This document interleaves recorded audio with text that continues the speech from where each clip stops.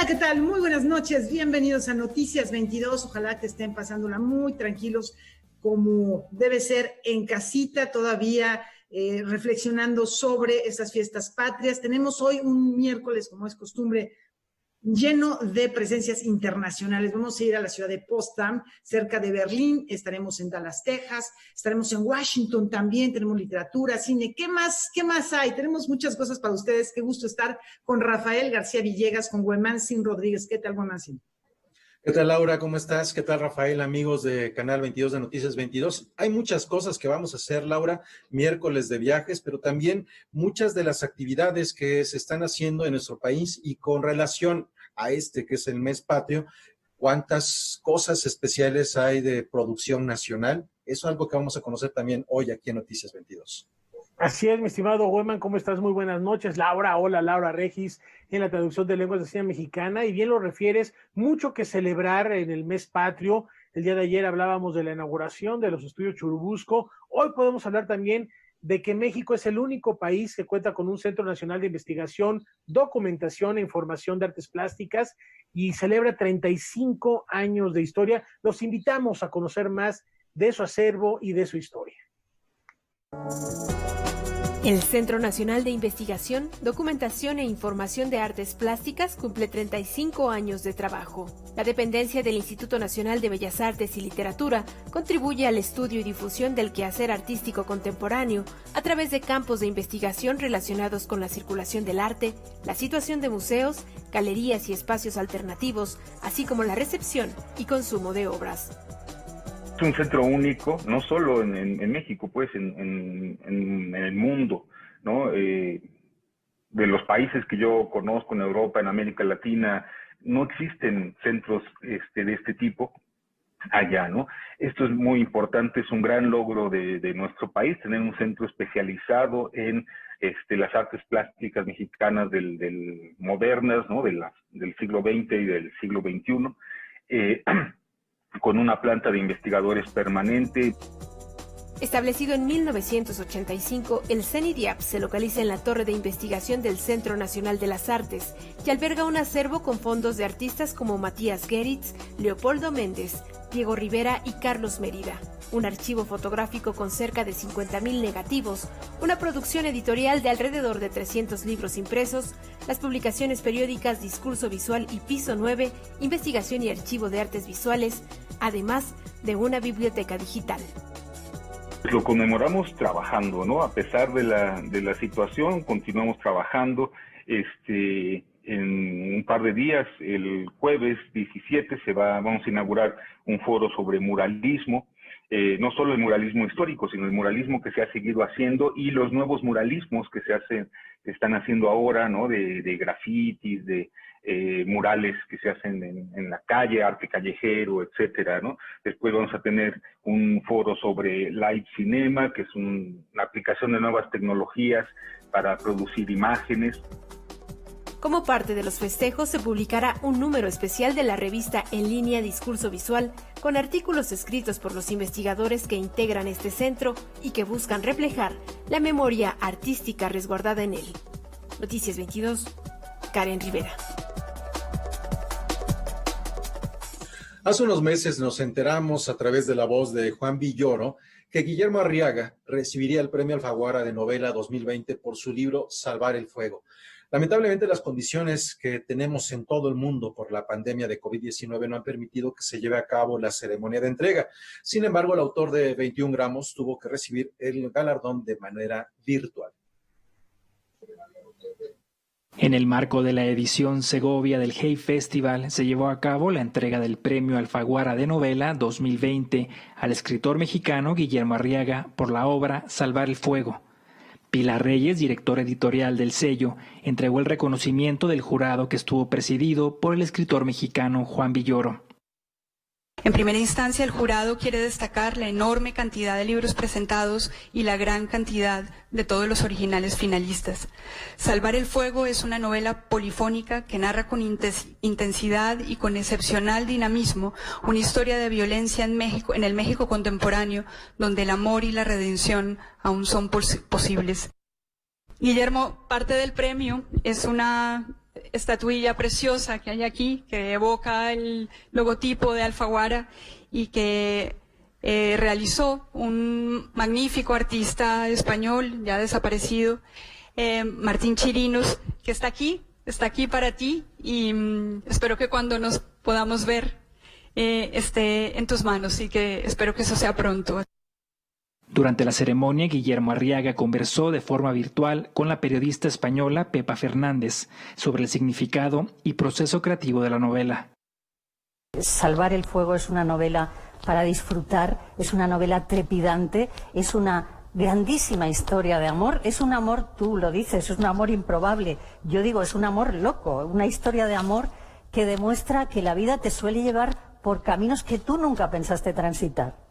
Yo creo que la novela es una reflexión sobre todos aquellos parámetros de felicidad que nos inoculan desde que somos chicos.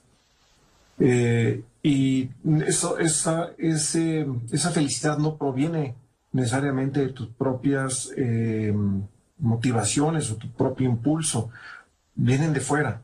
Y para muchos empieza a ser poco satisfactoria esa noción de felicidad. Entonces creo que eso es lo que cuestiona el libro y por eso se llama Salvar el Fuego. ¿Qué es salvar el fuego? Salvar aquello tuyo que nadie te puede arrebatar, que nadie te puede cambiar, que nada puede trastocar. El evento, que duró 1 hora, contó con una sesión de preguntas y respuestas entre el galardonado y el público que lo siguió por internet. Noticias 22, Omar Vera. Bueno, Netflix ha anunciado una serie de nuevas producciones, retoma sus producciones originales para México, empieza a tomar ya de nuevo un ritmo para generar estos nuevos contenidos. Vamos a conocer algunos de ellos. La pandemia puso en pausa a toda la industria del audiovisual. Ahora, con el retorno paulatino a los sets de filmación, Netflix anuncia las nuevas producciones mexicanas que estrena a principios del próximo año. Diego Luna, protagonista de Narcos México, ahora presenta Todo va a estar bien, una comedia sobre las relaciones de pareja en la actualidad. En este proyecto también fungen como productores Gael García Bernal y el cineasta Quisa Terrazas. Y estamos ya en la 5ª semana de filmación y él está feliz, está muy contento. Es lo importante, que el director, productor, en este caso director, productor y guionista esté contento, quiere decir que las cosas van bien. Hace unos meses se cuestionaba en redes sociales los estereotipos de mexicanos que presentaban las producciones de Netflix. Ponían como ejemplo La Casa de las Flores y Monarca. La crítica radicaba en el hecho de que los protagonistas son blancos, pero omitían que hay otras producciones como Diablero, Fuego Negro o Lorena, la de los pies ligeros, que hablan de la diversidad de contenidos que se producen desde esta plataforma de streaming. Las cosas no son muy diferentes con los nuevos lanzamientos. Se presentan títulos como La venganza de las Juanas, producida por Lemon Films, y Dale Gas, una serie de acción que tiene detrás a los directores Ernesto Contreras, Edgar Nito y Alejandro Fernández. Y vamos bien, de momento los equipos mexicanos de Cruz y todos los actores de todo lo que hemos recomenzado han demostrado una enorme responsabilidad personal y mutua, porque creo que aquí lo importante es cuidarse a uno mismo y cuidar al de enfrente. Las plataformas digitales aún tienen restricciones con cierto tipo de contenidos, pero son una ventana que no existía para el cine mexicano. La película Ya no estoy aquí, de Fernando Frías, se estrenó por Netflix en plena pandemia en 190 países y se convirtió en un éxito. Este año todas las películas mexicanas que estrenarán de forma tradicional en salas comerciales tendrán pérdidas. Una cosa interesante de Netflix es que democratizamos de alguna manera homogenizamos la oferta porque llega a todo el mundo a la vez y entonces tienes tú la misma posibilidad, como dices, de ver la serie que una persona en otro país del mundo, sea mexicano o no sea mexicano. Soy transparente y no todos los proyectos que encaramos y que ponemos en la pantalla tienen la misma capacidad de viajar por su naturaleza y nos es correcto. Para nosotros es tan importante una pequeña película o cortometraje mexicano que solo interese y guste a los mexicanos por su naturaleza, como una serie masiva como lo pudo haber sido Oscuro Deseo o Control Z. Noticias 22, Julio López. Ay, el taco de cochinita. Hacemos una pausa y al regresar es miércoles de Diáspora Cultural.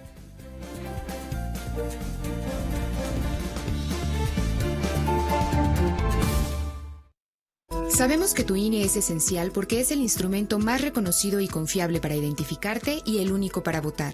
Por eso los módulos del INE ya están abiertos con las medidas sanitarias necesarias para atender todos los trámites. Recuerda que te atenderemos solo con cita programada. Agéndala en INE.mx o en INETEL 800-433-2000, donde además podrás consultar los protocolos de seguridad que deberás respetar para ingresar. Contamos todas, contamos todos. INE. Un reencuentro escolar. Oye, ¿viste el video de la reunión pasada? Sí. Un camino donde recordarán los viejos tiempos y los rencores. Yo no veo a nadie desde la primaria. Donde él siempre fue atacado. Oso Polar, primera película mexicana en ser realizada con un iPhone, en el marco del Día Nacional del Cine Mexicano. Cinema 22 de 5 estrellas. Domingo, 22 horas.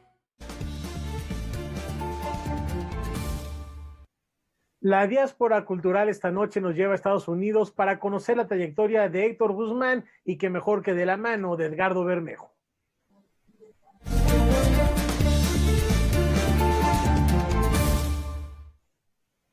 Bueno, pues este gran maestro del que platicaremos a continuación nació en México, estudiado en Italia, vive en los Estados Unidos, gran representante de nuestra diáspora cultural, Edgardo Bermejo. Ya nos decía Rafa que se trata de Héctor Guzmán. Gracias, Laura. Buenas noches. Yo creo que hay un capítulo completo de la diáspora cultural mexicana que podemos dedicarlo a los directores de orquesta. Una tradición, por cierto, que fundó Silvestre Revueltas. Hay que recordar que Silvestre Revueltas estuvo una temporada en Europa, poco antes de la Segunda Guerra Mundial, y quizá arrancó una tradición, decía yo, que es muy fructífera. Hay muchos directores de orquesta mexicanos como parte de nuestra diáspora cultural, y un caso para mí muy destacado es el de Héctor Guzmán. Él es de Zacatecas, nació en el 53 y tiene ya 40 años viviendo en Estados Unidos, más de 40 años, fundamentalmente en Texas. Héctor Guzmán actualmente es el director de la Orquesta Sinfónica de Corpus Christi en Texas, pero dirige otras 3 orquestas en el estado de Texas. Dirige la Orquesta de Plano en el norte del estado, la Orquesta de Irving y también la Orquesta San Angelo.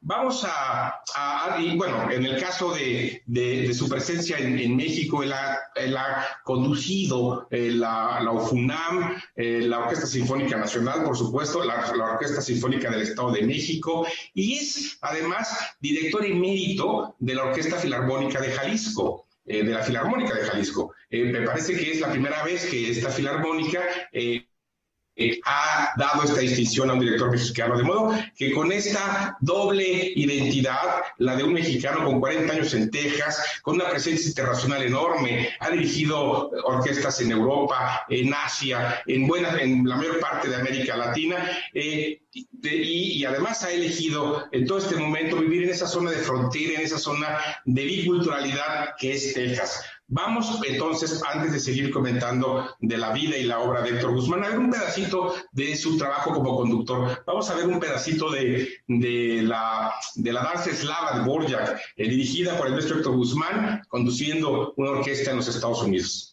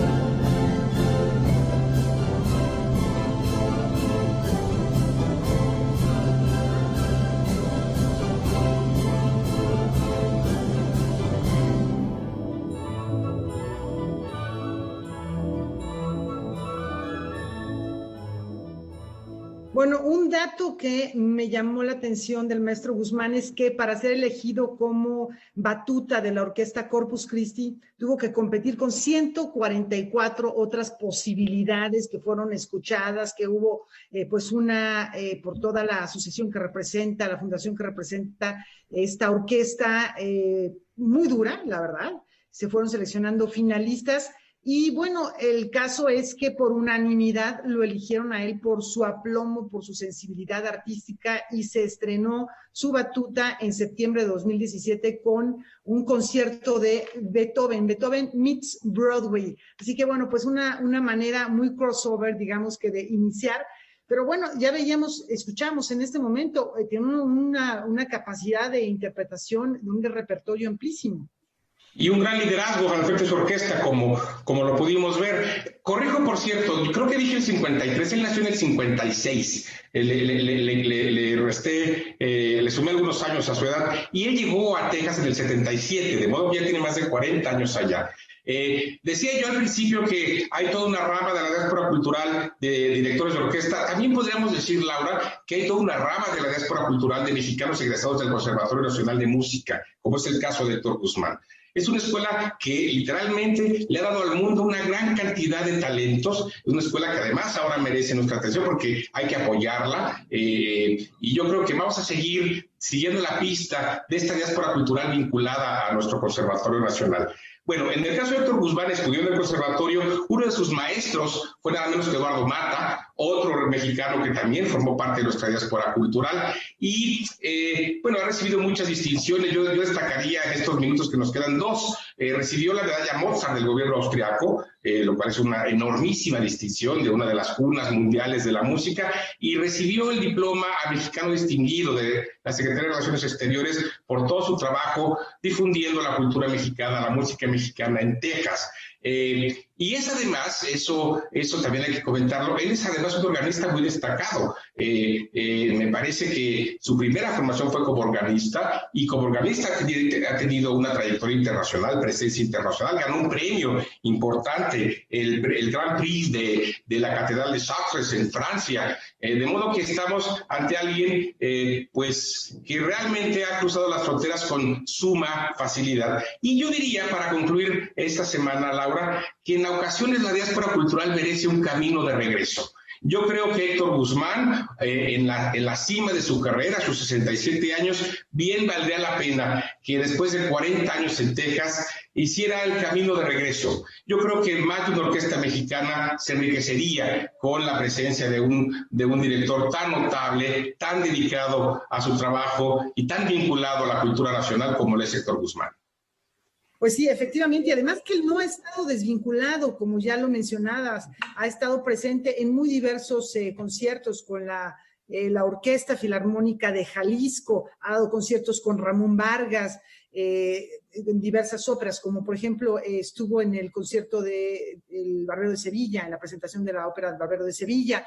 En fin, tiene una presencia constante en nuestro país y bueno, pues es un orgullo de Fresnillo, Zacatecas. Muchas gracias, Edgardo, por esta presentación. Y bueno, pues ya diste una idea, a lo mejor por ahí la pesque alguna orquesta o el propio maestro Guzmán que haga este regreso a México en algún momento sería realmente muy satisfactorio. Y ahora nos vamos al otro lado del Atlántico, a la ciudad de Potsdam. ¿Qué está ocurriendo por allá, Huemansin?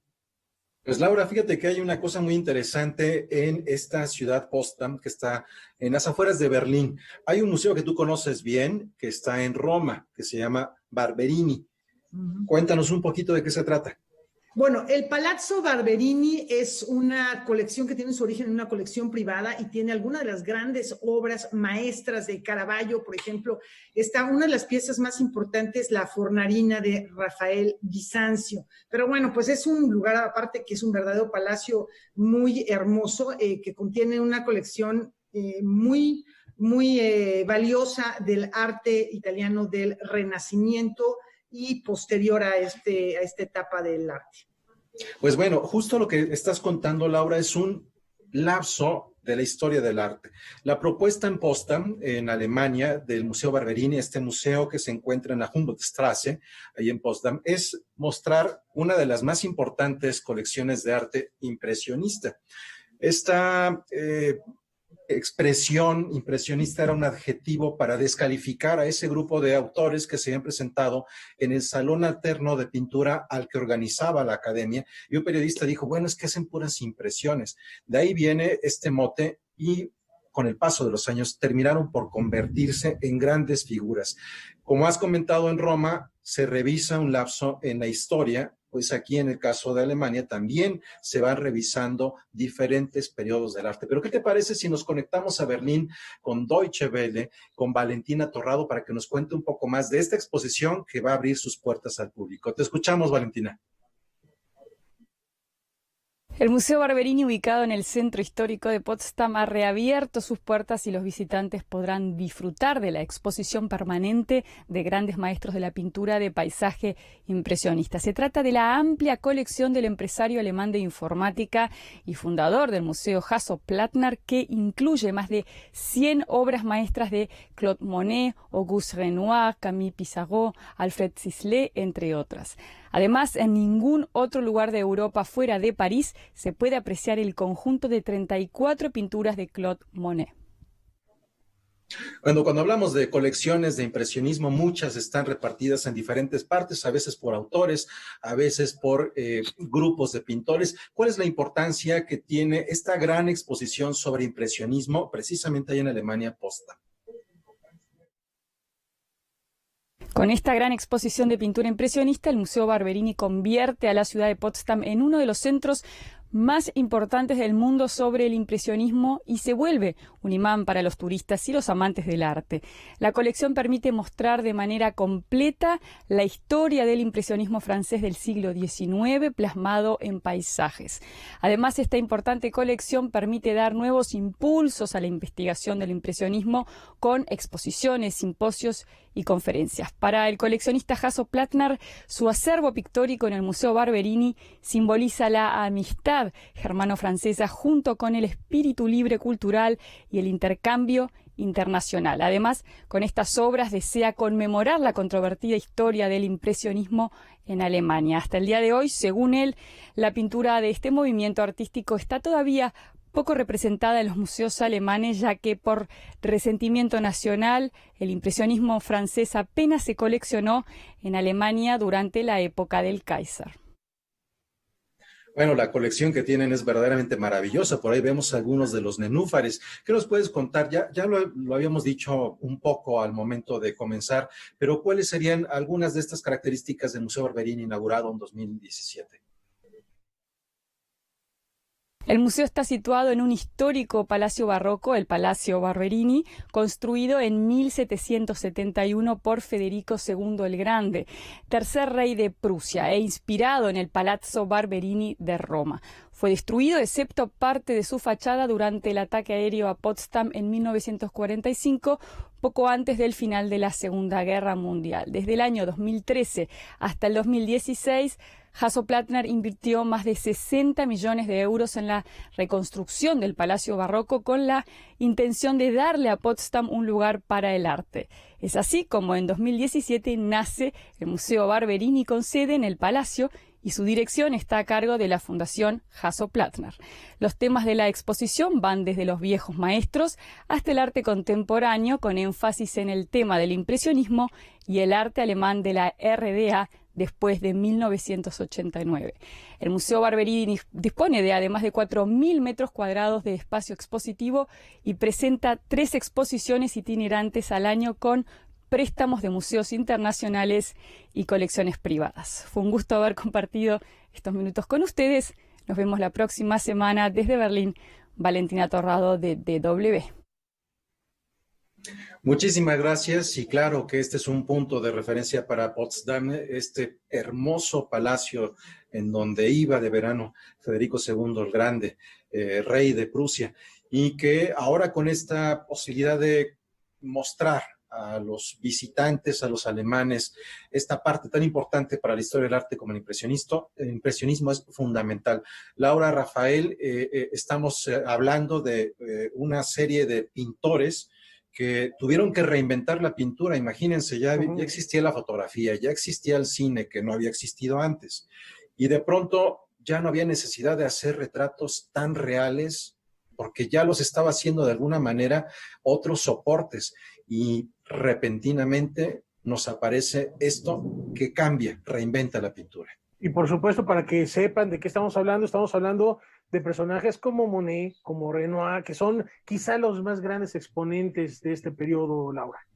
Efectivamente, y bueno, ahora que habíamos platicado recientemente sobre la exposición de Modigliani, tú me hace un instante algunos pintores como Monet, como Renoir, que ya son un poquito ya más postimpresionistas, pero bueno, lo podemos, digamos, para no ser tan estrictos, catalogar dentro de toda esta etapa de la pintura en la cual los artistas lo que buscan es decir, vamos a hacer algo totalmente distinto, y por ahí es que viene el denostamiento de muchos de los críticos, y por ello muchos de estos artistas eran expulsados de las exposiciones, no se les permitía participar en los concursos de pintura, de escultura, por tener propuestas tan diversas como Seurat, por ejemplo, creadores que lo que buscaban era una experimentación con lo pictórico, con lo matérico, más que solamente con los temas. Entonces, bueno, la luz era muy importante, ¿no? No solamente Monet, sino Manet también, y retomar a los artistas del Renacimiento, que también se hace mucho en esta época. Es algo que cíclicamente se va haciendo, así que bueno, quien tenga la oportunidad, y si no, darse una vuelta, yo imagino que virtualmente se podrá hacer por este Palazzo Barberini, bueno, el de Roma, que sobre todo tiene pintura de Hans Holbein, en fin, más de la época barroca renacentista, o el que está aquí en las cercanías de Berlín. Muy buena invitación, una gran posibilidad estos días de acercarse a los grandes maestros del arte. ¿Y qué te parece, Laura, Weyman, qué les parece si de las artes plásticas nos vamos a la literatura? Hemos estado hablando desde el lunes del centenario del gran poeta uruguayo Mario Benedetti, cuya poesía y cuya memoria también tiene eco en España. El Instituto Cervantes y la editorial Alfaguara celebran el centenario de nacimiento de Mario Benedetti con una velada literaria y la presentación de la antología que ha hecho Joan Manuel Serrat del poeta uruguayo, con quien hace 35 años hizo el disco El Sur también existe.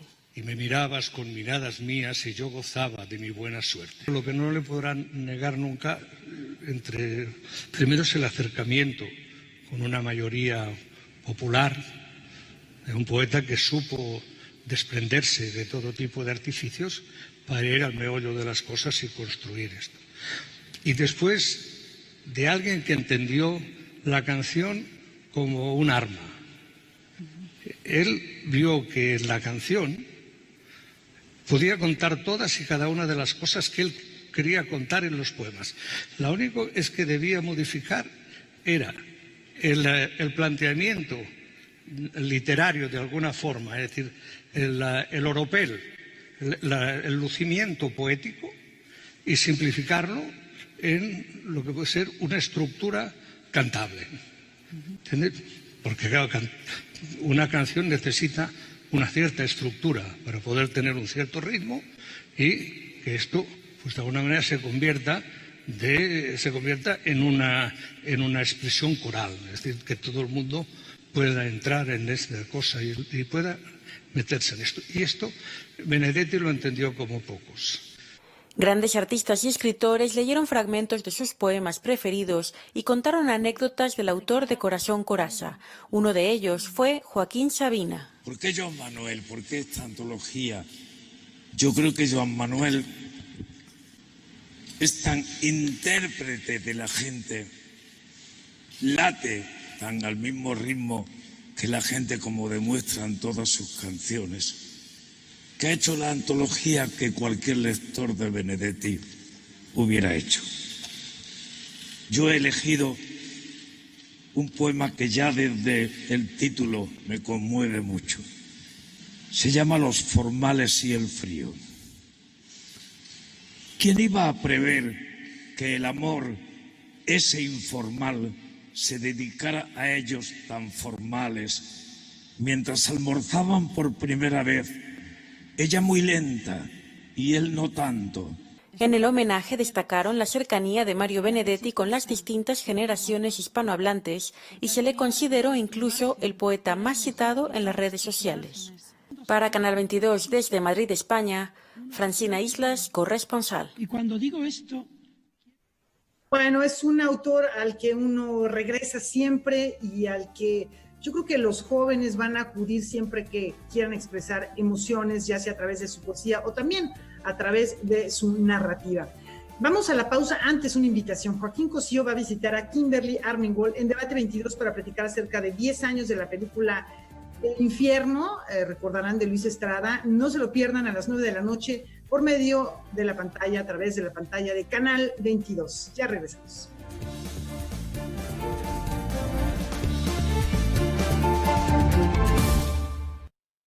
Sé que quieres venir. En un México lleno de rareza y costumbres, solo su personalidad y autenticidad las hará sobrevivir. Es un país de gente que no gusta de la gente morena. Prietos. Era una cosa terrible. O sea, sí seguimos siendo los mexicanos muy, muy racistas. Canal 22 presenta Morenitas, miércoles 23:30 horas. Una peligrosa misión, donde pase lo que pase, él debe cumplirla, incluso si su vida depende de eso. Es el emblema de la terrible secta de los hijos de Buda, llamada también de los hijos de la muerte. ¿La secta de Locmé? Sí, señor, de Locmé, el gran asesino. Cineteca de Culto 22 presenta el estreno de El Colmillo de Buda, domingo 14:30 horas.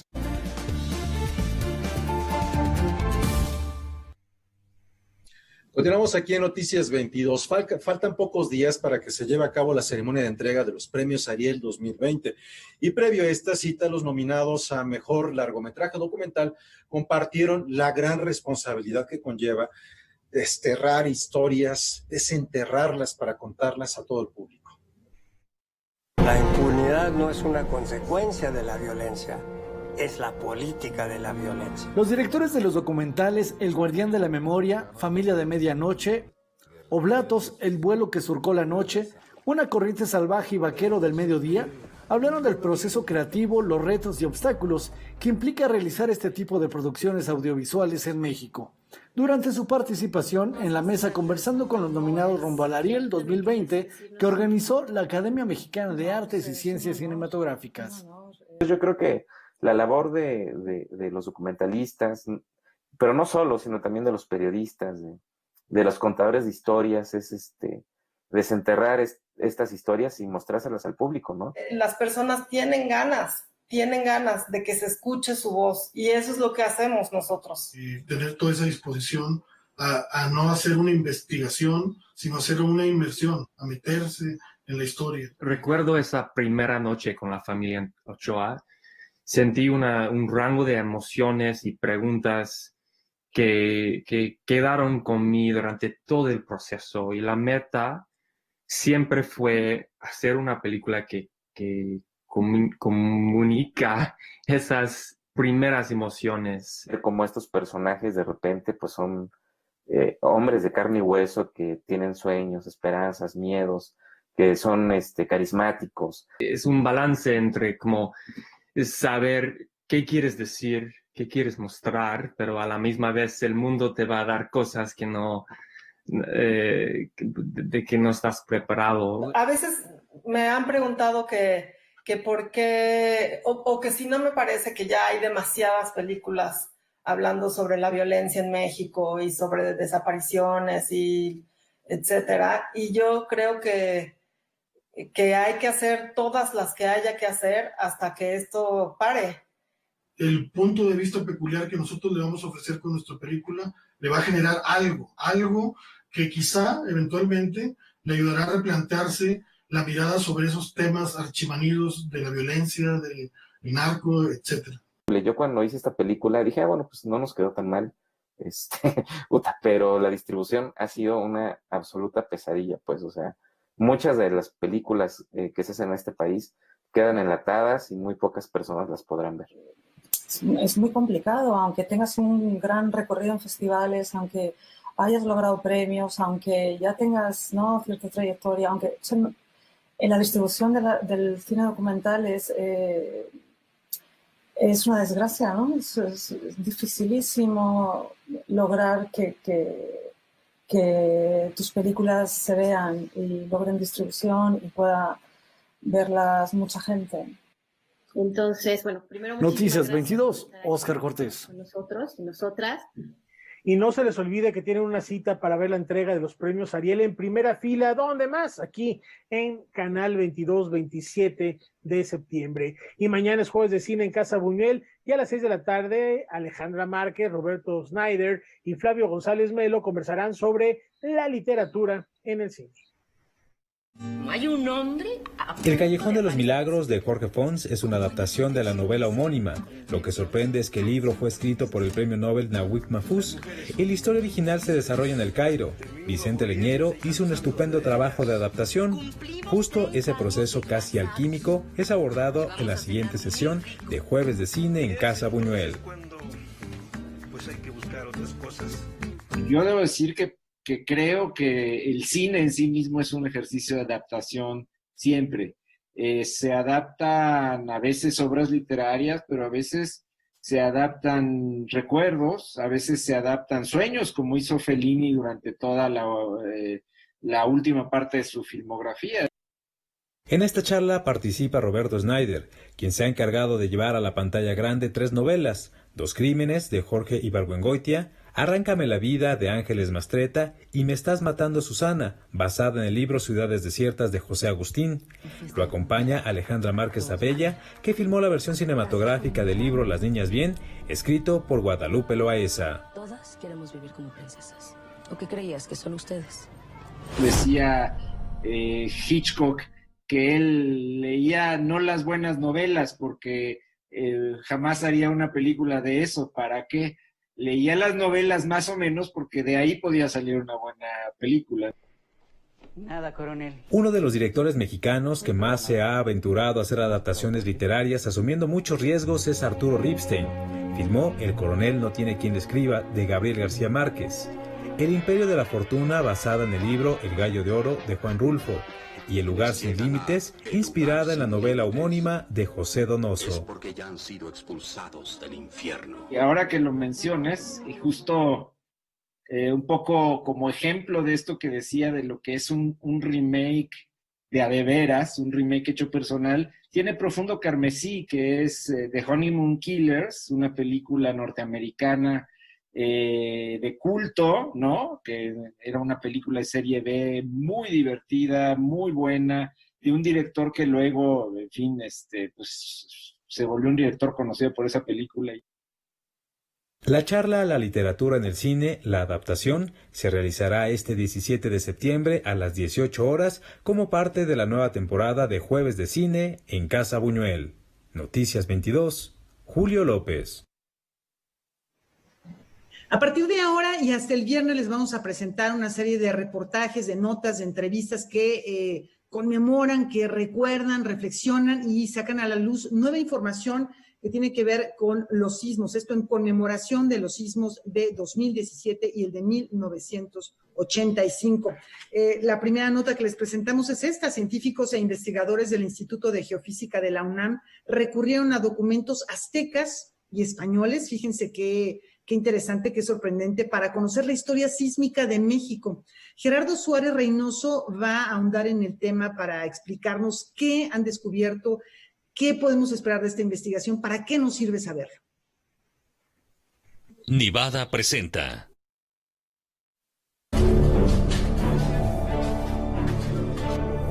Construir la historia sísmica del país fue la tarea que emprendieron científicos de la UNAM. El resultado es un portal en donde se analizaron crónicas, códices y glifos prehispánicos, reportes e informes de gobierno del México colonial.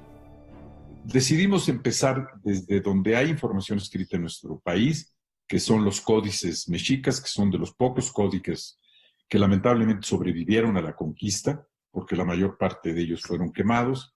Sobre todo un par de códices, el Telleriano Remensis, que tiene información sobre la ocurrencia de sismos. Nos dice el año, que en el calendario mexica, que por ejemplo, 2 Caña, que podemos traducir a 1507 o lo que sea, y tiene información sobre dónde ocurrió. Pues hay un sismo muy interesante en el siglo XV, que es de los primeros sismos que están registrados, que habla de muchos daños locales en la Ciudad de México, pero por lo menos tenemos ese registro.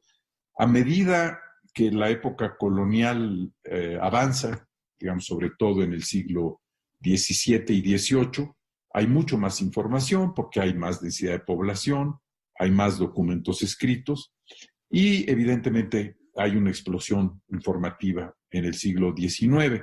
Nosotros decidimos parar en 1912. La investigación identifica fallas geológicas y periodos de retorno de los sismos en nuestro país, permitiéndonos saber que hay regiones a las cuales les debemos poner atención.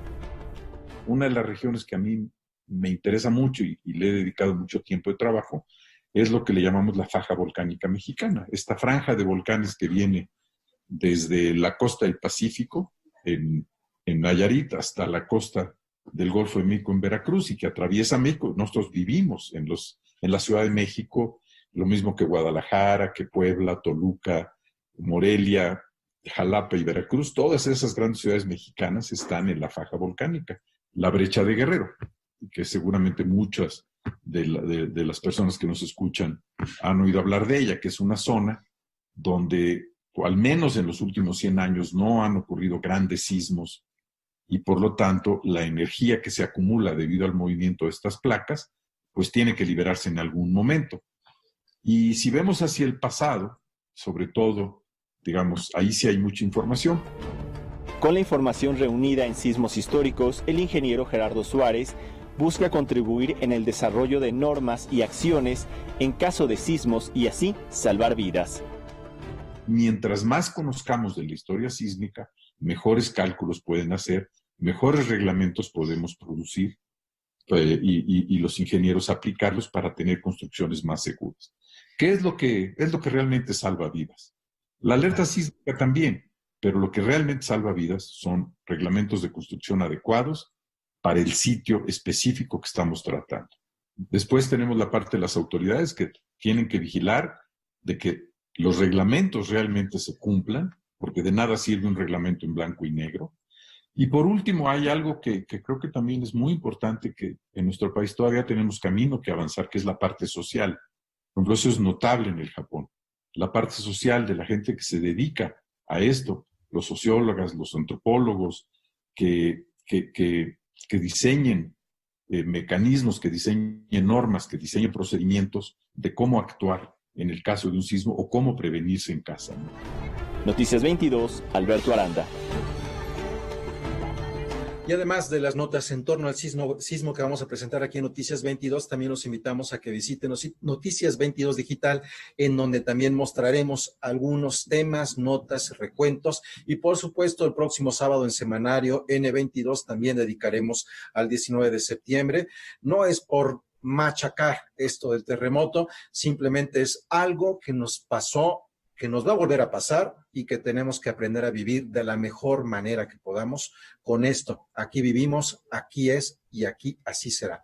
Continuando con este tema, las emociones que detona un sismo, ¿de qué manera podemos desahogarlos? Parte esencial para el desahogo de los sentimientos de la gente es la cultura y el apoyo a la creatividad artística. Y sobre esto nos habla nuestro compañero Omar Vera.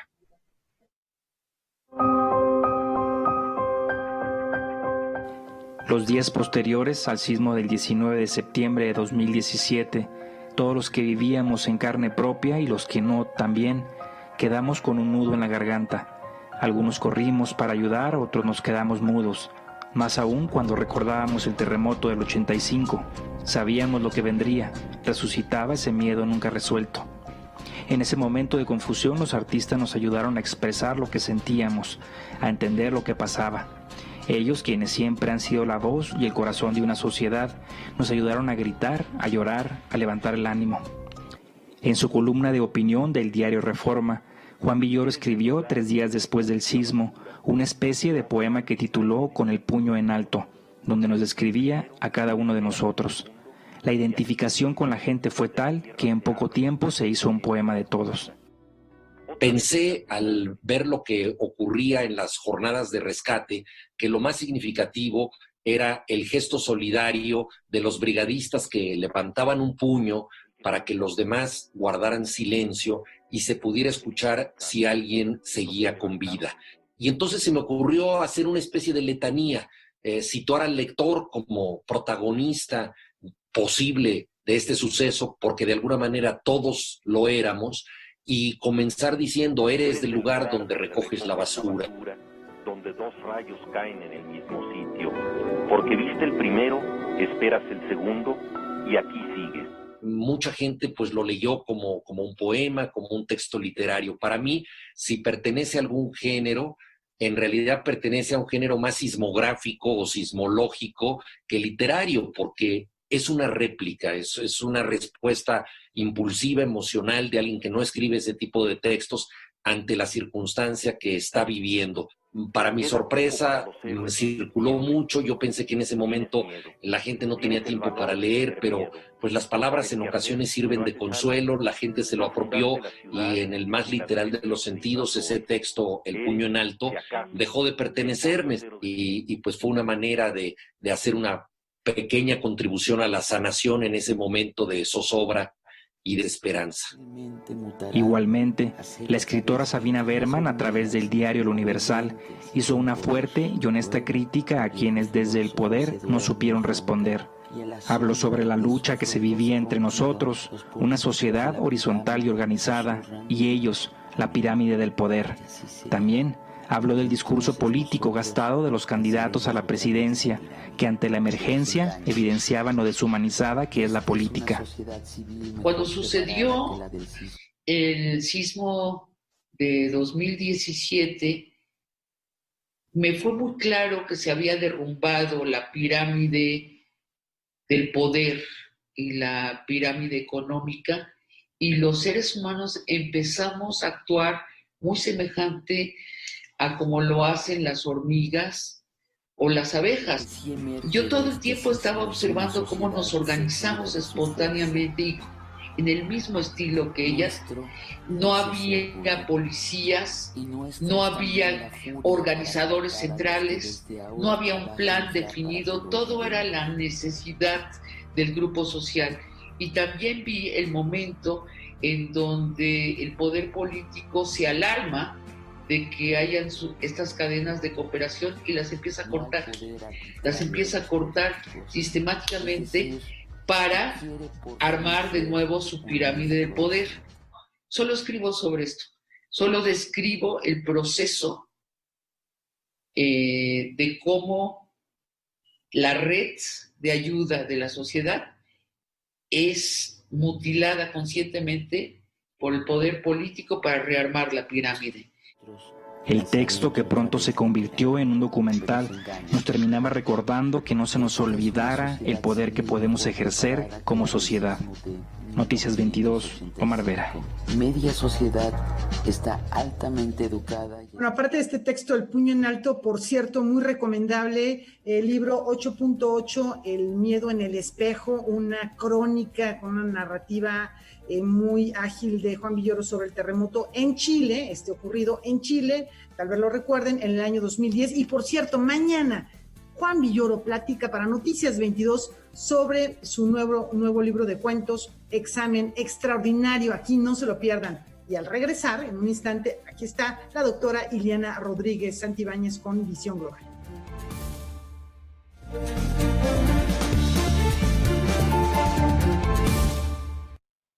¿Por qué un hombre común debe convertirse en asesino?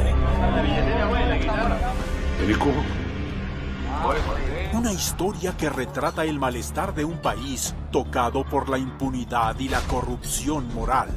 Párate, concha tu madre. Deja a mi familia tranquila, weón. Matar a un hombre Cinema 22, muestra internacional de cine de la Cineteca Nacional.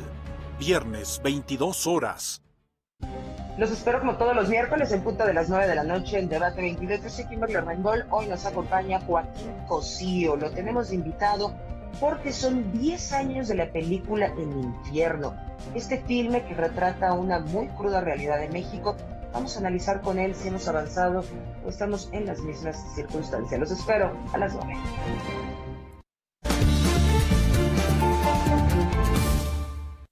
Hace unos días trascendió la noticia de que Donald Trump podría ser uno de los nominados al Premio Nobel de la Paz.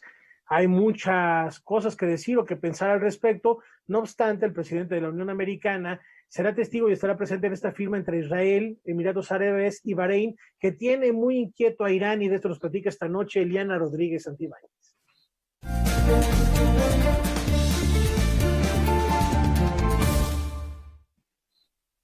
Pues sí, Rafa, dices bien, este tema que puede llevar a Donald Trump a ser un candidato fuerte rumbo al año que viene para lograr un premio Nobel por la paz es relevante. Pero lo más importante es que durante el mes de agosto hubieron diferentes conversaciones con el estado de Bahrein, uno de los territorios que el propio Irán reclama como suyo, pero también con Emiratos Árabes. Estas negociaciones llegaron a buen puerto el día de ayer, cuando en la Casa Blanca se firma un acuerdo de paz donde hacen presencia uno de los herederos de el propio Emiratos Árabes, el príncipe Mohammed bin Zayed, y por el lado de Israel, Benjamin Netanyahu con Donald Trump. Se reúnen en la Casa Blanca y firman este acuerdo. Bahrein ya lo había firmado en agosto, pero se suma como un gran acuerdo denominado como el acuerdo de Abraham o el acuerdo de Abraham, justamente por ser el líder o el profeta dentro de la comunidad judía. De ahí el nombre. Ahora, es muy importante porque si bien es cierto, algunos internacionalistas pensaban que el COVID iba a generar una reorganización mundial, quizás no, pero lo que sí estamos viendo es una nueva conformación de aliados respecto de Israel y de Estados Unidos con este acuerdo. Y esto sí es muy importante porque sí puede haber una reorganización que debilita a Irán. ¿Y por qué Irán? Imagínense ustedes que todo el petróleo que sale del Golfo Pérsico sale por el estrecho de Hormuz. De un lado tenemos justamente a Irán y del otro lado a Emiratos Árabes. En este pequeño estrecho, si Irán tomara la decisión de cerrar el estrecho de Hormuz, asfixiaría o estrangularía el comercio por mar del Golfo Pérsico y la salida del petróleo. Necesitarían llevarlo por territorio de Siria para salir prácticamente por Líbano, pegado a Israel. Con esta nueva estrategia geopolítica, lo que observamos es que Emiratos Árabes no permitiría que se cerrara el estrecho de Corfú en la parte que ellos dominan en ese pequeño estrecho, y en todo caso, si esto ocurriera, como ya sería un gran aliado a partir de este acuerdo de paz, pues entonces el petróleo podría salir vía tierra pasando por Emiratos Árabes para llegar hasta Israel y salir por el Mediterráneo. Entonces, aquí hay una situación geopolítica muy importante de debilitamiento al propio Irán. Ahora sí que el principio romano de divide y vencerás pareciera que se está cumpliendo. Palestina está muy molesto porque no fue metido a esta negociación, no ha sido nombrado como un Estado propiamente dicho. Recordemos que la historia de desintegración del Imperio Otomano llevó a diferentes circunstancias desde el siglo pasado, principios del mismo, con la declaración de Balfour y luego, por supuesto, con los acontecimientos del mandato británico desde la Sociedad de Naciones 1919 hasta la Segunda Guerra Mundial, para la creación de un Estado judío, el Estado de Israel.